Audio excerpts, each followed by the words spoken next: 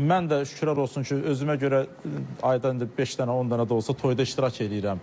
Qonaq kimi də iştirak edirəm, ifası kimi də iştirak edirəm. Vallahi mən iştirak elədiyim bax o ayda 10 dənə toydan heç birində elə bir mahnıya rast gəlməmişəm ki, onu istəsinlər və o ifa olunsun.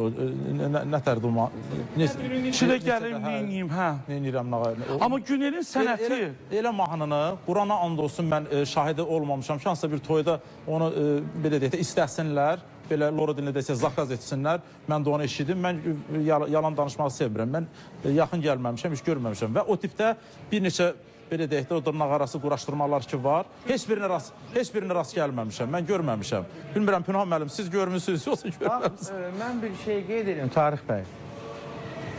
Mən istəyirəm ki, məhz İlkin müəllim kimi təcrübəli sənətkarlar, Babək Niftəliyev kimi təcrübəli sənətkarlar bu mövzulara toxunsunlar ki, o oxuya bilməyənlər bu səhnəyə vüsət almasınlar. Çünki burada belə sənətkarların qabağında onlar çıxıb onu oxumasınlar. İlkin müəllim, icazə verir bir söz Heç çıxartmaq lazım deyil belə sənətkarların qarşısına onları.